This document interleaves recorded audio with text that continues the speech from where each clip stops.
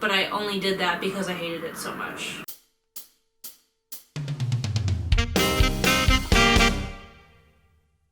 Kaya's leaving me. Hi, and welcome back to Veggies by EOS. Today I'm going to be talking about doing food delivery, specifically Uber Eats and Postmates, because those are the only two apps I've ever done.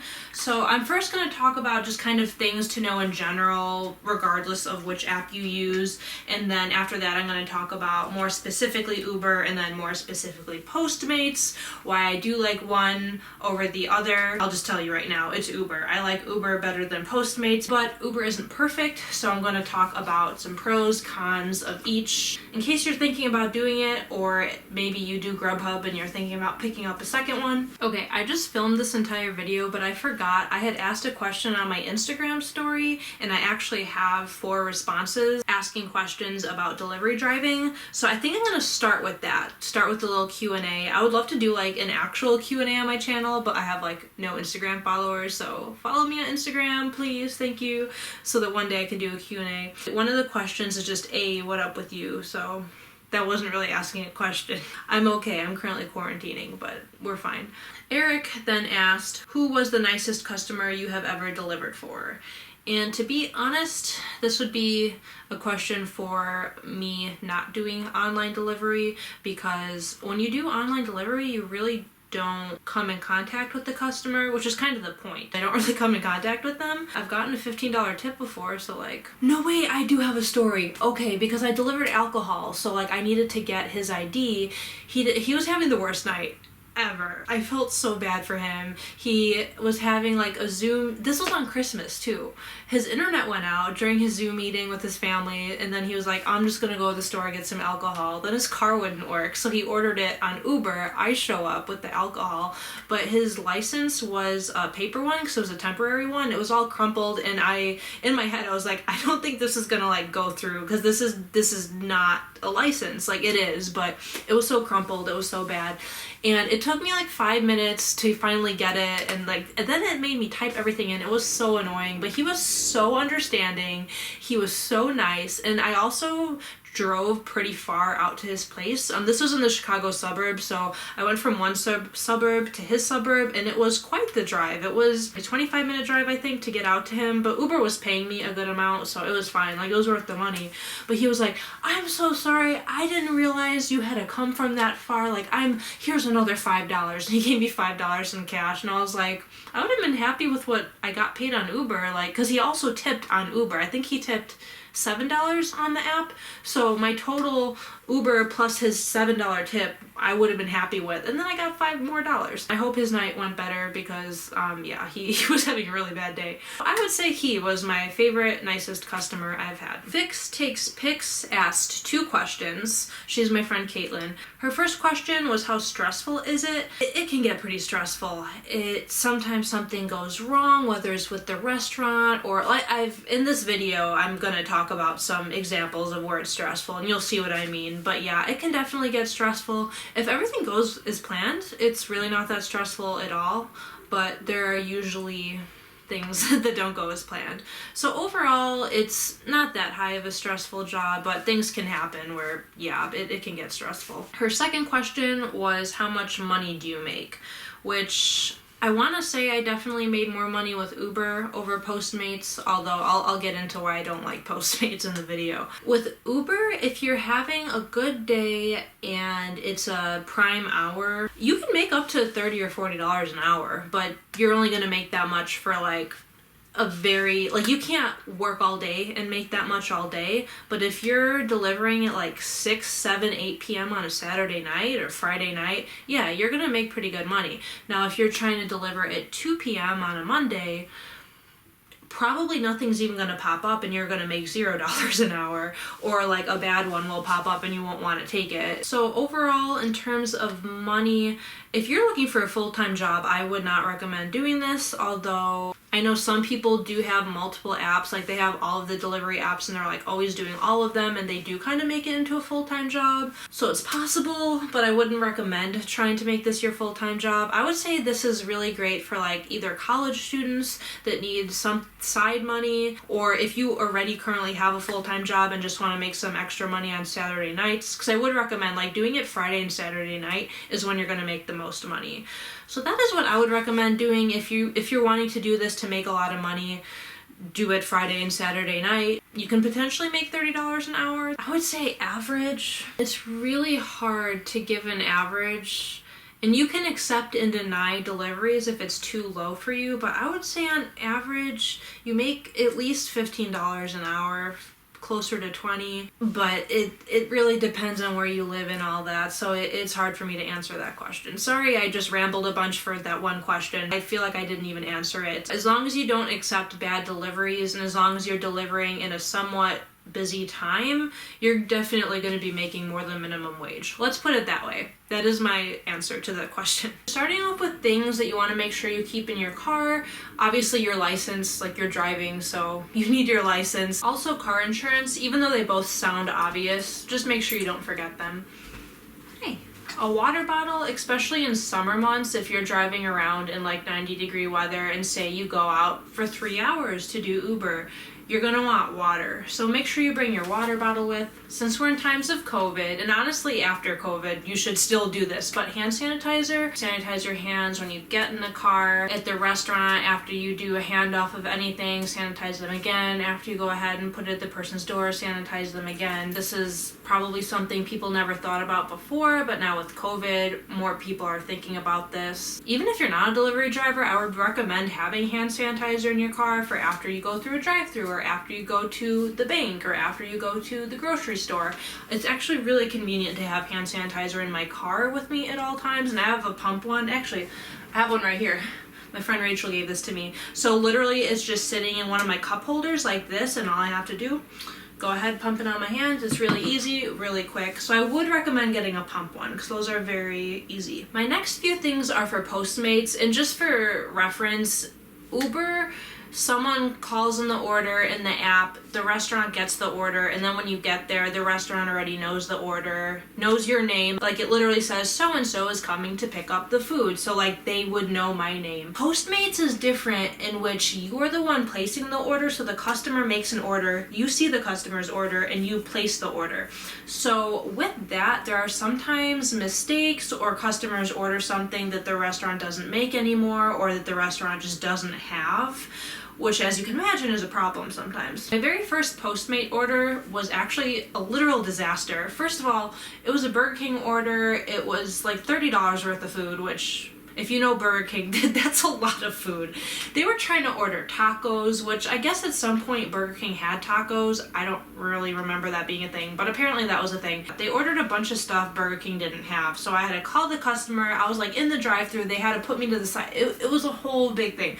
But going off of that, one good thing to have would be a pen and paper, because I had to call the customer and they made like a bunch of changes to their order, and like, I'll get this kind of burger with no pickle, but add mayo and add this and that, and like, I was like, I physically can't remember this. Which like, yeah, you could kind of type it on your phone, but just trust me, have a paper and pen. In case something like this happens, paper and pen's gonna make it way easier. Actually, going off that, having a wireless, I mean, nowadays a lot of people have Bluetooth in their cars.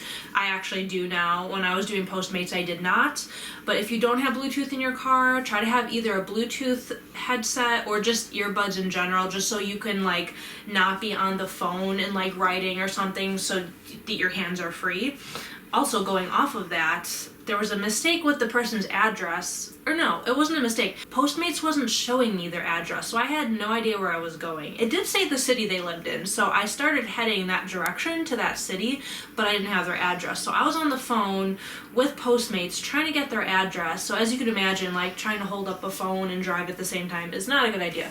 So if you don't already, I feel like I shouldn't have to say this because I feel like nowadays most people just have Bluetooth in their car, but if you don't have Bluetooth in your car, get some sort of Bluetooth. It makes any sort of calling a lot easier. Two other things that are specific to Postmates. The Postmates Bag, they actually provide you with a bag to put the food in, which I will say, if you're thinking about doing multiple apps, Postmates does send you a bag for free, so not the worst thing, but I wouldn't even recommend signing up for Postmates. I hated it, so maybe you shouldn't take my opinion, because I only tried it in one city, and I only did like probably 4 or 5 deliveries with it, so I don't have that much experience with it, but I only did that because I hated it so much. So that's the one pro of Postmates. They send you a bag for free. That's about the only pro I can think of, to be honest. But the last thing you need if you are doing Postmates is their credit card. So how I mentioned how you are the one placing the order, literally, you do have to pay for it, and they do give you a credit card to pay for it. So at least you're not like using your own money, so that's nice. But if you forget the Postmates credit card, you're kind of screwed.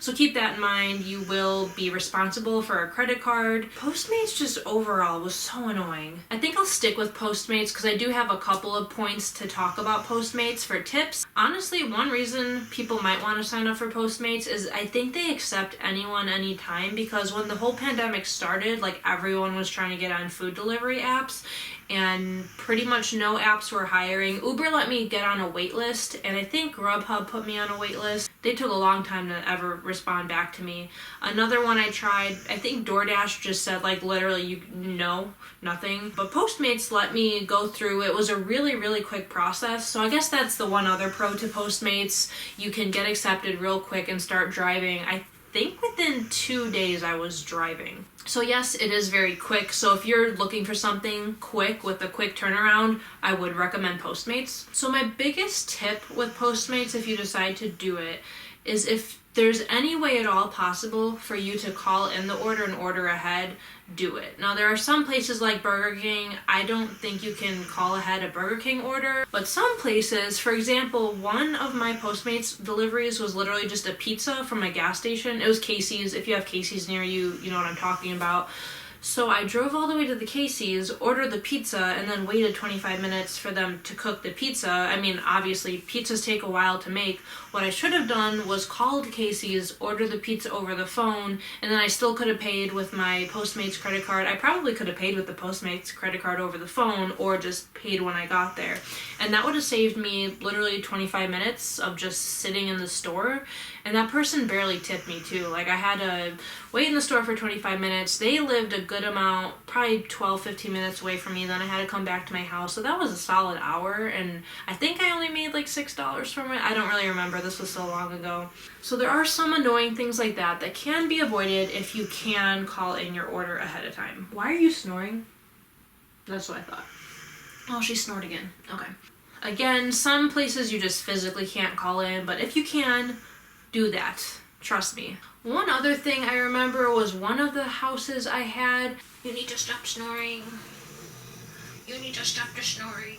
Anyway, I clicked on the directions in the Postmates app and it just totally took me to the wrong place. But then I checked, the address was correct. 'Cause at first I thought just the whole address was wrong, but the address was correct, but the map in the app did not take me to the right place. But I figured if you just go ahead and copy and paste the app into Google Maps, that's fine. So, and honestly, this was a year-ish ago at this point. Well, it was April. Maybe they fixed stuff like that by now, I would hope. So hopefully that's not an issue anymore. But in the like 4 or 5 deliveries I took, one of them just straight up didn't work. So, and then the other one I already mentioned didn't even have an address for me.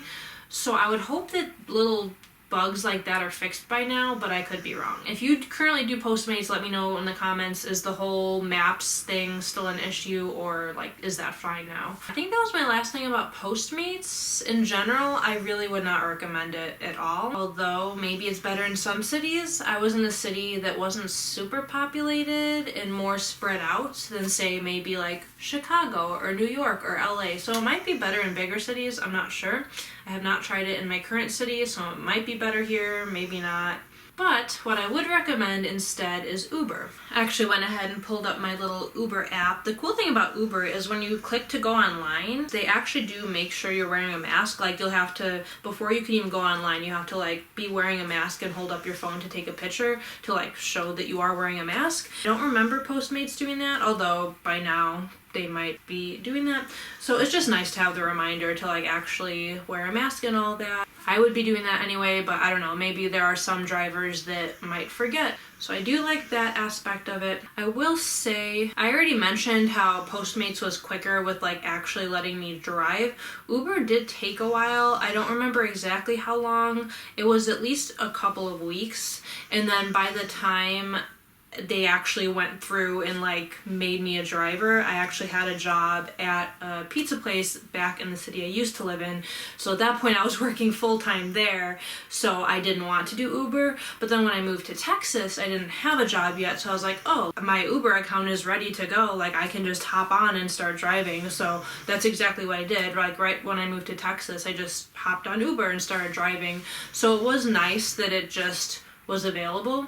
So even if you don't want to do delivery now, but you think you might want to like next month, you can sign up for it now. It'll take a little bit to process your account, but then once you're actually ready to do it, it'll just be there. Like you can just go online. Like right now, I can just go online. The other nice thing with Uber is you can like go a while without using it. I mean, this is probably for all of them. This isn't like Uber specific, but I did Uber in June and July, then stopped because I got a different job in Texas, and then I went back on Uber when I was in Chicago and did Uber in Chicago, which was in December. So I went quite a few, how are you snoring again already? I went quite a few months without even touching the app, and like it didn't deactivate. I mean, you have to put in new insurance information, and if you re-register your car or get a new license, that kind of stuff you have to put in. But other than that, like you can just keep driving. Uber does now show you what your estimated tip is before you leave. It didn't used to do this. When I first did it back in June, it would tell you how much you're gonna get for the trip, and then if the person decides to tip,